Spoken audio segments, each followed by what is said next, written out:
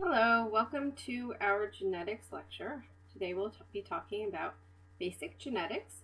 Genetics is the study of genes, gene variation, or genetic variation, and heredity in living organisms. Genetic variation just means that individuals within a population, people, carrots, whatever kind of organism we're talking about, are all different from each other, meaning we don't have the exact same sequences of bases in our DNA. Okay?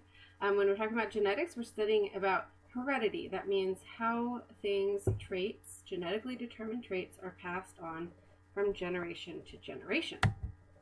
There's a lot of basic terminology, so we're going to go through some of this. The first is a gene. Okay?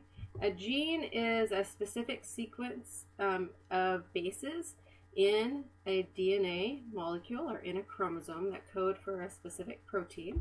Okay, so the idea is that there are genes in our chromosomes. They make proteins, and those proteins then result in traits or characteristics. Okay, so when we're talking about genetics, we're looking at how these traits or characteristics are passed on from generation to generation.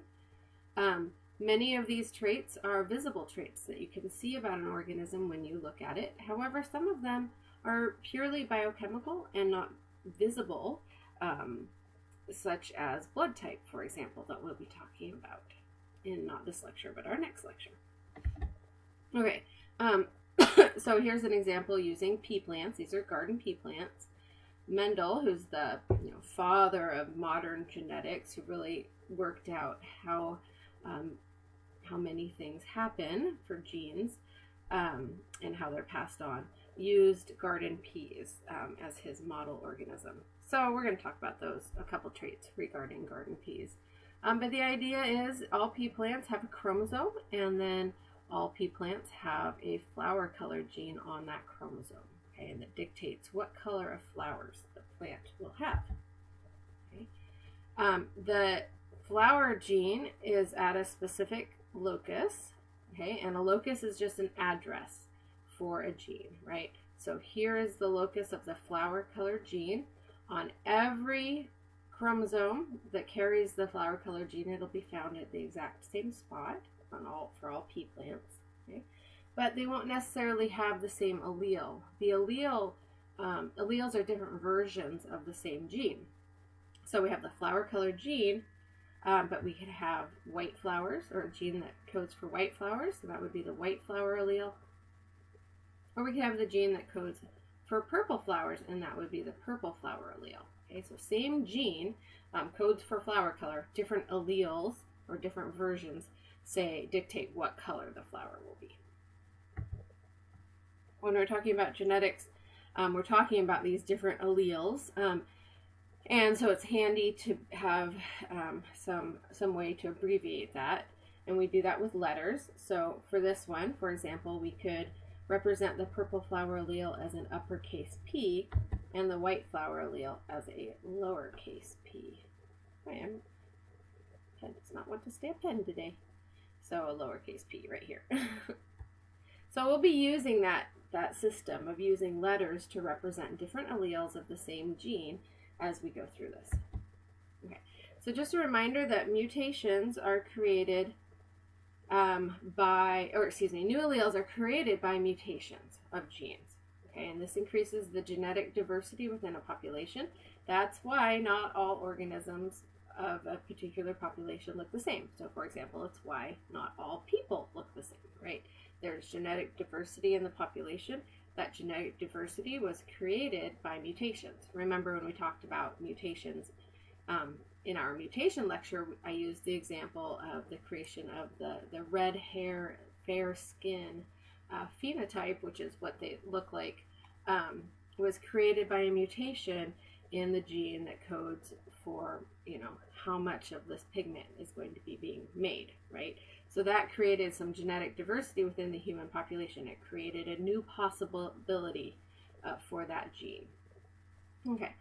So when we look at the purple flower allele versus the white flower allele, we would look at the DNA. Okay, so this is the base sequence of the DNA of the chromosome, and see that it's a sequence of bases, an order of bases, and that goes to make a protein. In the case of the purple flower allele, it makes a functional protein that causes pigment production. So the purple pigment is produced, and that makes the flower be purple. Okay? The white allele is actually a mutated version of that same protein. It's mutated and it doesn't work. So it has a change in the base sequence, and that produces a non-functional protein because, of course, we remember this whole mantra, right? That we have the DNA sequence that's in the gene. That leads to the primary structure of the protein, which leads to the tertiary structure of the protein, which leads to the function of the protein, right? So if we start messing around with the DNA sequence, we can change the primary structure, which leads to a change in the tertiary structure, which leads to a change in the function. Okay, the next is the genome. Okay, a genome is a complete set of all the genes in a cell, right? So it would be all of the chromosomes with all of their genes that are found in a cell. And of course, remember that multicellular organisms like ourselves, all of our cells have the same set of genes, or the same set of chromosomes. We have the same genome. Okay, so you could take a liver cell or a muscle cell and get out all of the chromosomes, and they would be the same, even though the cell type is different. Okay, you can look to see a picture of someone's genome by taking out the chromosomes out of a cell and creating something called a karyotype. This is a karyotype. It's just a picture of all of the chromosomes. Okay, so we're going to be looking at this coming up here in just a second. So I want you to notice some things. Okay, notice that there are numbers on the chromosomes. Okay, and it goes up to 22, and there's the X and the Y. Okay, so humans have 22 what are called autosomes. Okay, and that's these 1, 2, all the way up to 22. So those are all autosomes. Autosomes are chromosomes that do not determine sex. And then there's the X and the Y chromosomes. Those are the sex-determining chromosomes. Okay. So the other thing to notice is that we have 2 copies of chromosome number 1, and we have 2 copies of chromosome number 2, and 2 copies of chromosome number 3, and so on. Okay. Okay, and that state of having 2 copies of every chromosome, or 2 copies of every chromosome is called a diploid. So 2 copies. 2 copies of every chromosome. Okay, so our 2 copies of number 1, etc. Okay. And then you have 2 sex-determining chromosomes, and we'll talk about that in a minute. Okay, so these chromosomes of the 2 copies are the same type of chromosome, meaning they carry the same genes for the same traits, but they don't necessarily have the same alleles. Okay, so say we are looking at this is a human chromosome, but if you were looking at pea plant chromosome, you could look at that chromosome that carries the flower color, and you could see that they would maybe have different alleles or the same alleles. We call these chromosomes that are paired up, that are 2 of the same type, we call them homologous chromosomes. So these are 2 homologous chromosomes, these are 2 homologous chromosomes, the X and the Y are considered to be homologous chromosomes, and so on. So that means we have 22 pairs of homologous chromosomes plus an X and a Y. Okay. And that's diploid. Having homologous chromosomes means that you're diploid. Okay? And all humans are diploid. Oops. Oh, dang it. Oh, I forgot to put that in there. Let's just erase that. Okay. So somatic cells are diploid. Somatic cells are just our regular body cells. In fact, anything except for the eggs and the sperm are considered to be somatic cells, and somatic cells are diploid. Excuse me. Okay. The opposite, or a different thing, is haploid. Okay, haploid is having only 1 copy of every chromosome. So see, for all of these chromosomes, there's only half of of how many there were before. Okay, so diploid is 2 of every chromosome, and haploid is just 1 of every chromosome. So if you're haploid, you're going to have, either this allele or that allele, right? You can't have 2 copies of every gene. You just have 1 copy of every gene. Okay, and gametes, which are eggs and sperm, are haploid.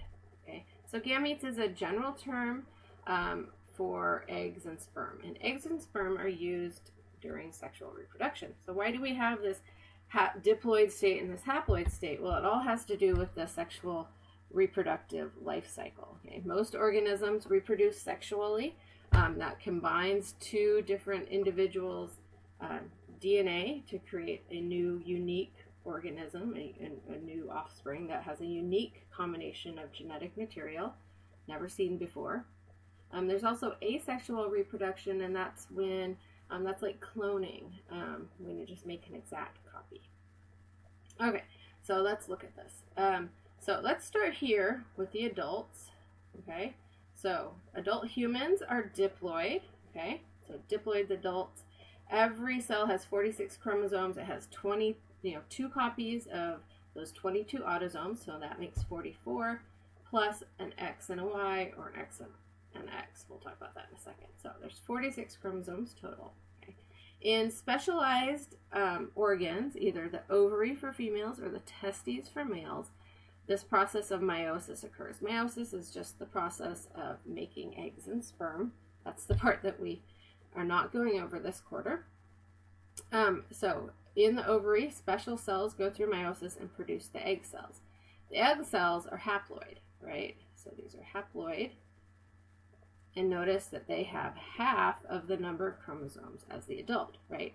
And the same with the sperm. So the male in all of his cells has 46 chromosomes, but in the sperm they have 23, okay? And same with the female, she has 46 chromosomes, but in the egg they have 23, okay? So meiosis cuts the number of chromosomes in half. It takes something from diploid to haploid. So these are haploid, they have 1 copy of every chromosome. Okay, and you need that because in order for sexual reproduction to occur, you're going to you're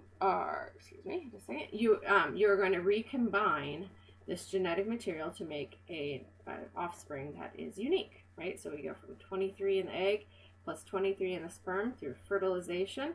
We go back to the diploid 46. Okay, and then that's going to go through mitosis, which is just cell division that creates identical cells, and go back to the adult stage. Okay. So if we didn't have this haploid state, we couldn't get to the eggs and sperm and recombine to get to the zygote. Okay. And this, of course, is really pertinent to the study of genetics, because this is what happens, right? This mother has a certain set of alleles in her chromosomes, and this father has a certain set of alleles in his chromosomes. She donates half of her genes, or half of the alleles that she has, to the egg, and he does the same to the sperm. Okay, so this egg is carrying half of this mom's genetic material, and this sperm is carrying half of the dad's genetic material, and then those combine during fertilization to create this unique individual.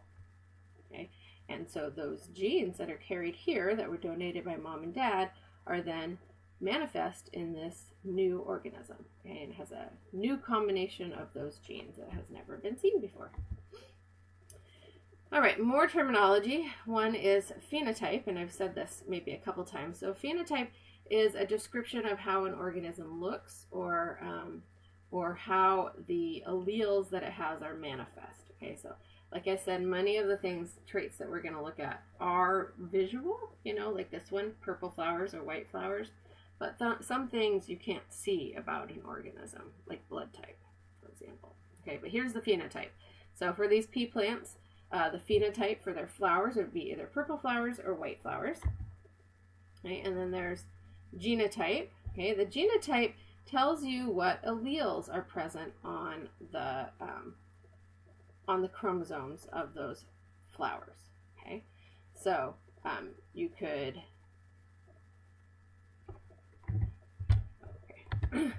So here are the chromosomes with the genes, right? And you could have, for each one of them, you could have a big P, right?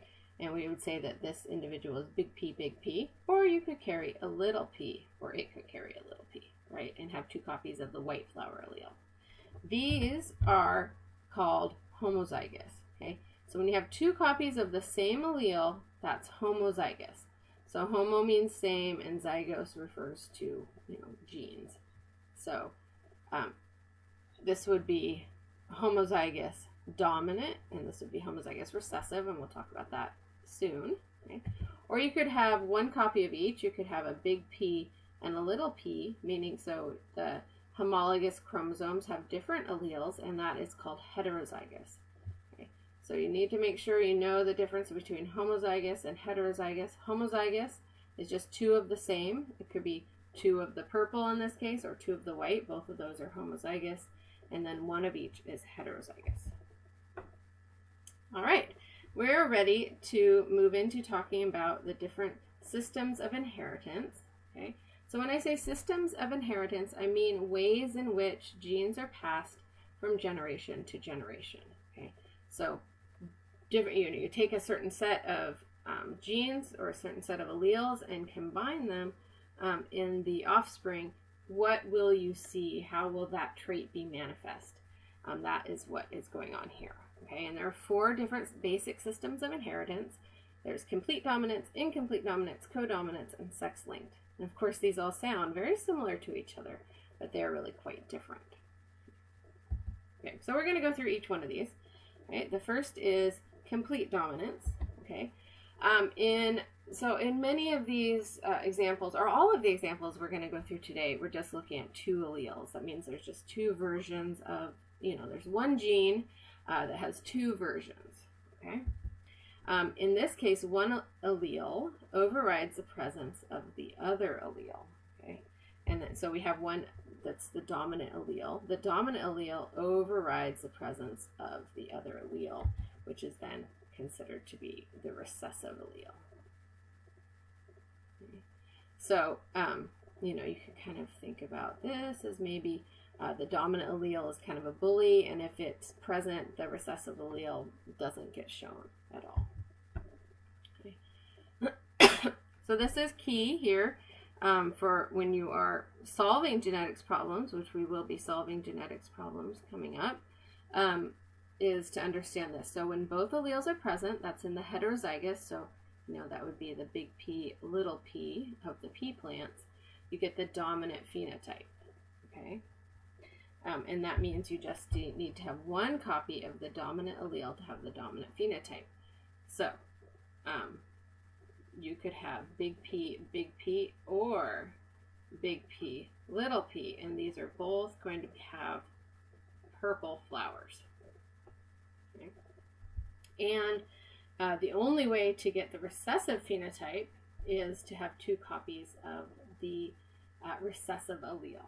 Okay, let's look at another example. This one also has to do with pea plants. Okay, so in pea plants, there are 2 seed colors that are possible. There are yellow seeds and there are green seeds. Okay, the yellow seeds are dominant. Okay, and that's why I've given it an uppercase Y, and the green seeds are recessive. Okay, so we always use uppercase for the dominant, and lowercase of the same letter for the recessive allele. Okay, so you have to choose a letter that makes sense to you. It is useful to be able to pick a letter that you can tell the difference between. So, uppercase and lowercase y, you can write them differently. Uppercase and lowercase o, for example, that's not such a good example because they're not different from each other. Okay. But you usually pick a letter to represent the dominant allele that will remind you of what it is. So yellow starts with Y, so Y is a good one here. And then for the recessive allele, you just use the lowercase. Okay, well, you wouldn't do like yellow and green. That's not what we do for complete dominance. That will throw you off, so don't do that. Pick the same letter. Okay, so for pea plants, they have several possibilities, right, for their genotype. They could be homozygous and have 2 copies of the big Y allele, and this you would call homozygous dominant. Okay, or they could be homozygous recessive and have 2 copies of the little y allele.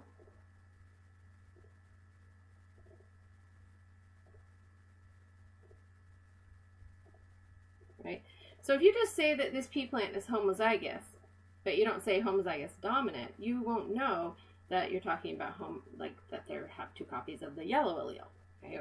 Or do they have 2 copies of the green allele? You can't tell. So you have to say homozygous dominant or homozygous recessive, and that will tell you what the genotype is.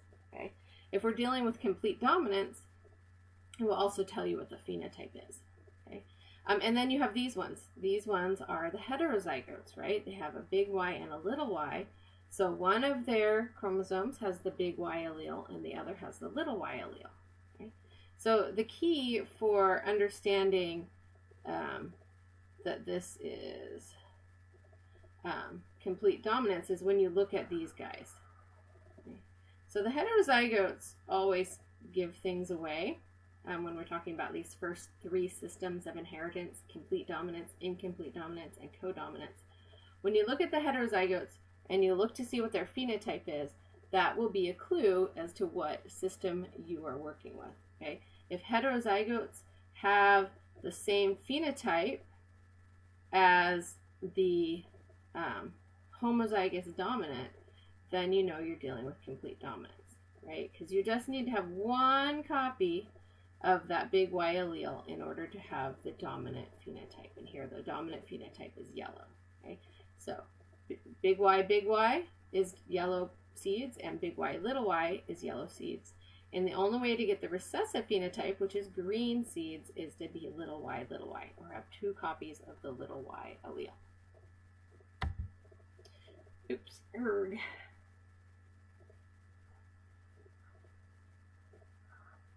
Okay, so here in this little star is that clue, and this is actually really important because it'll help you when we're figuring out problems, right? So heterozygotes have the dominant phenotype when we're dealing with complete dominance, and that's what I just said too. All right, next up is incomplete dominance. Okay, incomplete dominance. There are also, 1 gene, 2 alleles. Okay, so 2 possibilities. But in this case, neither allele acts dominant. And instead, when both alleles are present, as in those heterozygotes, the phenotype is intermediate or in between the 2 alleles. Okay, it looks like that they are mixed together. So it looks like mixing, like if you mix 2 colors together. Okay, so I've highlighted the in all of these because that helps me remember that this is incomplete dominance. So incomplete dominance, the heterozygotes have an intermediate or an in-between phenotype.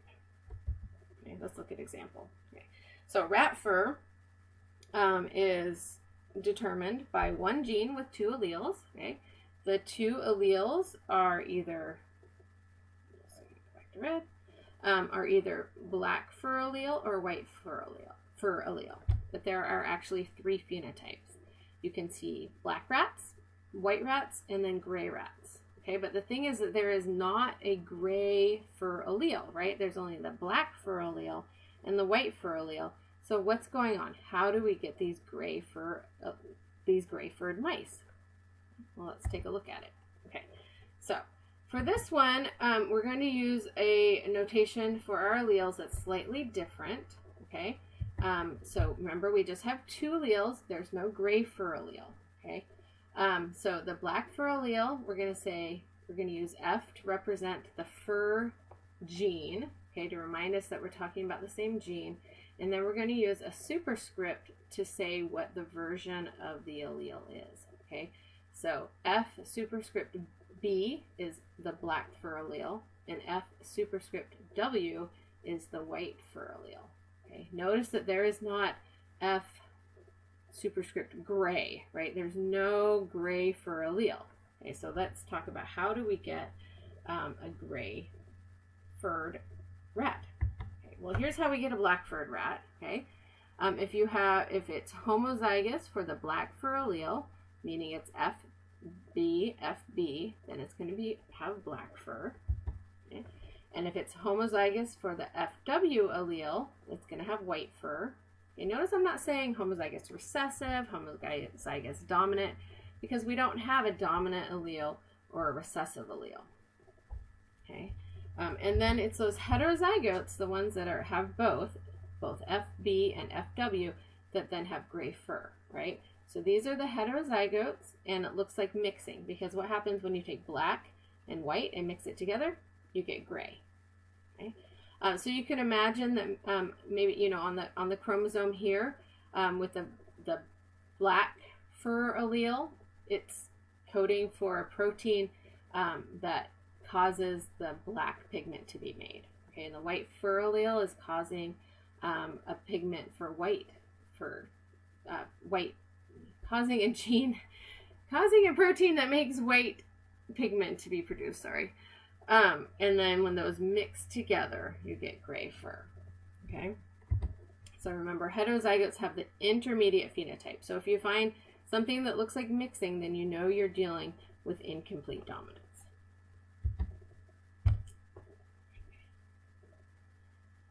So codominance is our third. Codominance, again, one gene, two alleles in this case. And this one's funny because both alleles act dominant and exert their presence on the phenotype. Okay, so we don't get any mixing effect. We don't get one overriding the other. We instead get something that looks like, I always think of them as kind of co-chairs, right? So if you have two people who are in charge of committee, are co-chairs on that committee, they're both going to try to be in charge, right? Or they'll work together to be in charge, but you'll see the effect of each one of them. And that's what you get when you have this codominant. So when both alleles are present, again in the heterozygotes, the phenotypes of both alleles are shown. Okay, so let's look at this using an example.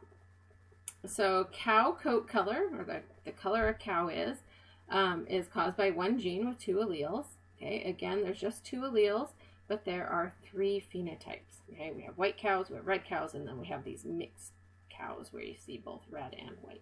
Okay, so how do we get these guys when there are only two alleles? Okay, so again, we're going to use a system of notation. So this is called notation, that chooses a letter to represent the gene. Okay, so this is the coat color gene, so I chose a C, and then a superscript letter to represent the allele. Okay, so C superscript W is the white coat allele, and C superscript R is the red coat allele. Okay? And remember, neither one of these is dominant, and neither one is recessive. They're instead codominant to each other. Okay, so how do you get a white cow? You're homozygous for the white coat allele. So CW gives you a white cow. Likewise, CR gives you a red coat. And CW gives you a roan coat. Okay? Roan is just a name for this mixing effect in cows. We see the same thing in dogs, and they call it brindle when you have a mixing effect.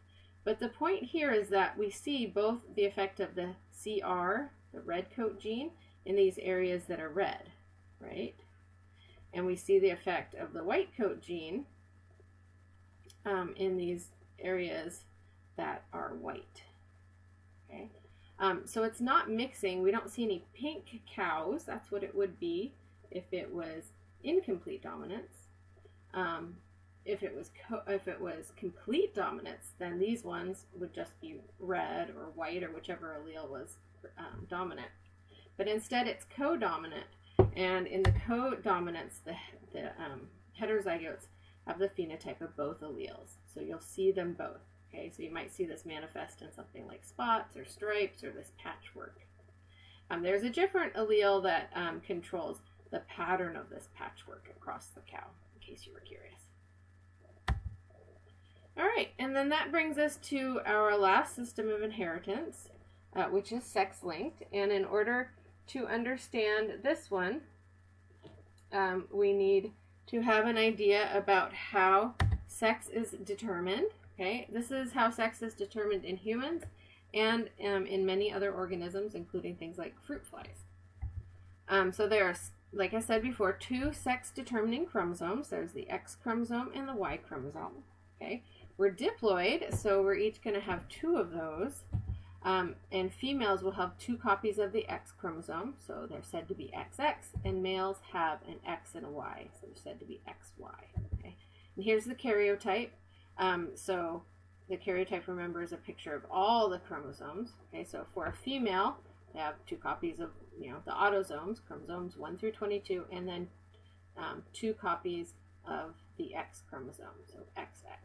Okay, and the males, same thing, two copies of chromosomes 1 through 22, and one X and one Y. Okay, the X and Y are considered to be homologous. However, they're actually really different from each other. For all the other homologous chromosomes, they are the same size and they carry all of the same genes, different versions, but the same genes. For the X and Y, we have something different going on. Okay, the X chromosome, as you can see, this is the X and this is the Y. The X chromosome is large and the Y chromosome is quite small. And that smallness means that this Y chromosome just doesn't carry as much information on it as the X chromosome does. So the X chromosome has a bunch of genes on it that the Y chromosome doesn't have. Okay? And the Y chromosome, hold on just a second. Okay. The X chromosome doesn't contain any sex-determining genes on it, actually. It has a bunch of genes for a bunch of other stuff. A lot of what we know about what genes are carried on the X chromosome have to do with disorders or what are called sex-linked disorders that are found only on the X chromosome.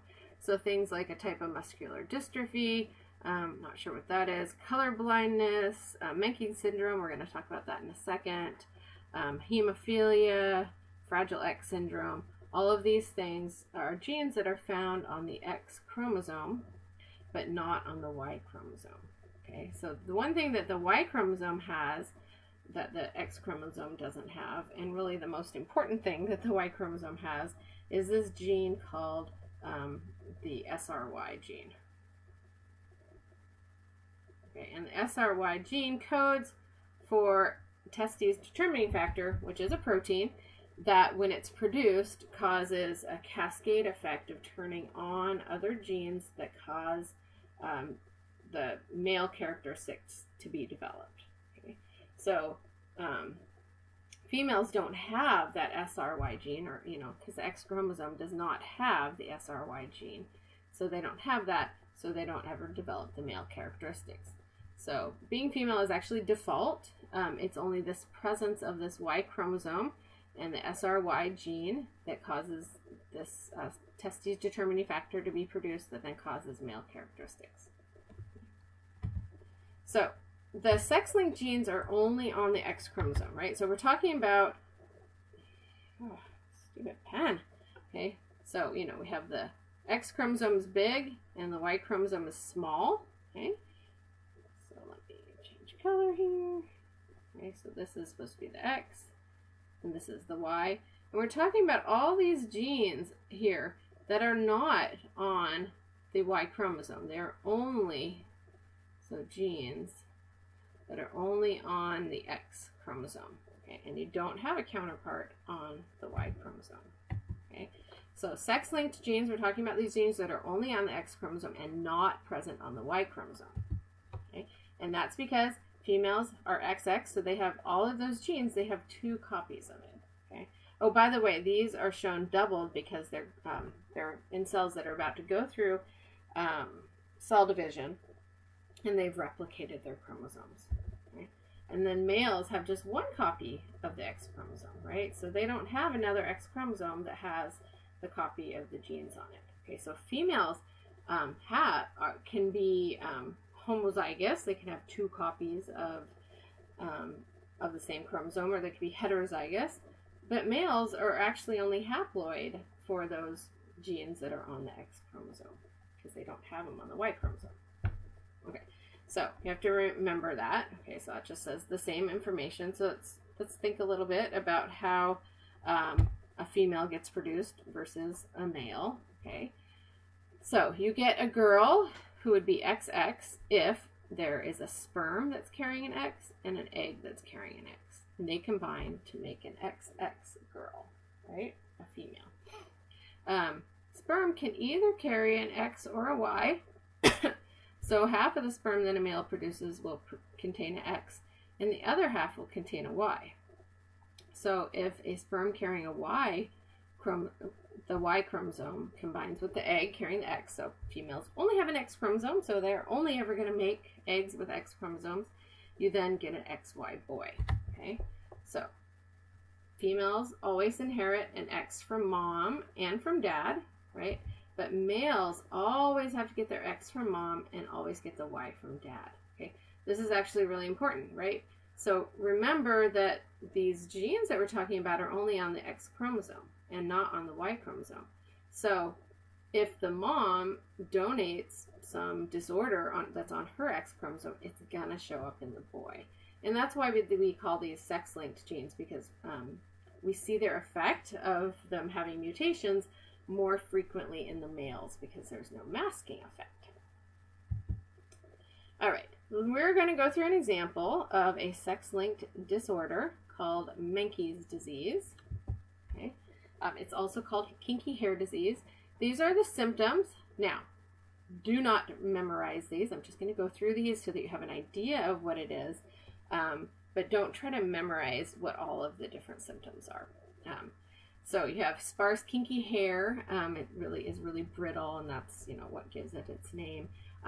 And failure to grow, deterioration of nervous system, weak muscle tone, sagging, features, seizures, developmental delay and disability, and then the symptoms develop in infancy, and people don't usually live past the age of 3. Okay, all of this is caused by a copper deficiency. Okay, and that copper deficiency is caused by a mutation of a copper transport protein, okay, or CTP. This CTP provides copper to enzymes that are critical for the structure and function of bone, skin, hair, blood vessels, and the nervous system. Okay, so you eat things, we don't need a lot of copper, but it is essential for the function of some enzymes. Like hemoglobin has iron in it. Other enzymes need copper. So some enzymes need what's called a cofactor, a little metal atom to make them work. And so some enzymes need copper. Okay. So what happens is someone with this disease consumes copper in small amounts, enough, but because the copper transport protein is mutated, that copper doesn't get into the brain or skin and hair or bones and causes those things to malfunction. Okay, and instead the copper is excreted, or it ends up in the kidney, your body trying to excrete it. Okay, so really, I want you to understand the symptoms of the disease to some level. It's a bad disease, kills you within 3 years, but I really want you to understand that it's a mutation of the copper transport protein, right? So you could have, there are 2 alleles for it. Okay, so this is a sex-linked recessive disorder. That means that the gene is on the X chromosome, but it's not on the Y chromosome. Okay, so there's a gene for that copper transport protein. So this is the copper transport protein gene. You could either have the mutated version or the normal version, right? Okay, so there's 2 alleles. The normal copper transport protein, and that would mean that gene does not yield Menkes, or you could have a mutated version of it. The mutated version is the one that doesn't work, and so those areas don't get enough copper. Okay. So this is a sex-linked gene, and that means we use a special notation. Okay, we use an X and then a superscript. Okay, so we are also in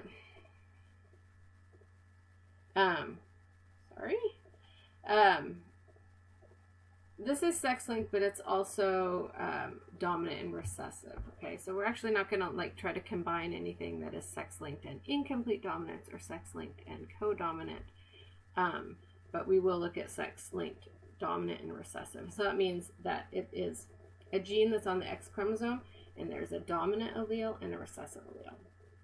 Okay, and this is the notation that we use. The X reminds us that it's on the X chromosome. We only use the X if we are looking at something that's sex-linked. And then we do the version of it as a superscript. Okay, so normal is going to be the dominant.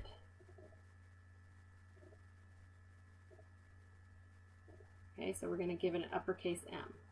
Okay, if it wasn't on the X chromosome, we would just make it as an M, right? But because it's on the X chromosome, we're going to do X superscript M. Okay, the mutated one is the recessive in this case. It's not actually always the case. Sometimes there are mutated versions that are dominant, but in this case, it's recessive, so we're going to use the lowercase m. Okay. So when we talk about females, females have 3 different phenotypes. Okay, so remember females are XX. Okay, and they could either be X big M, right? And then they would be homozygous dominant. That means that both of their X chromosomes carry the normal version of the copper transport protein. Females could also be X big M, X little m. Okay, that means that they have one version that is normal and one version that is recessive. However, big M is dominant to little m. Okay, and so both of these are going to have the normal phenotype. Okay, so this is normal. And she's showing that by having normal hair. So normal phenotype, no Menke's. Okay. These ones here, the people who have the recessive allele but don't show it, these women are called carriers. Okay, and we'll see that when we start talking about how to solve genetics problems, we'll see that they can easily pass that recessive allele onto offspring, and that's why they're called carriers, because they don't show it themselves, but they can pass it on. Okay. Then the third possibility is that a woman or a girl could be X little m, X little m. Okay, and that would be 2 copies of the recessive allele, and that person would have kinky hair disease. Okay, so have Menke's. Okay, so because it's recessive, the only way that a girl could have it is to be homozygous recessive. It's a different story with males. Okay, males are XY. Okay, so when you write out their phenotype or genotype, you're going to write it out this way with both the X and the Y. The Y is really acting as a placeholder to remind us that we're dealing with a male. It does not have the allele on it. Remember, it doesn't have the gene on it. Okay, so males could be either X big M Y. Okay, and these would be normal, no Menke's. Okay. Or they could be X little m Y. Okay, you can't have 2 of them, right? So there aren't any carriers, and the ones that are X little m Y have Menke's.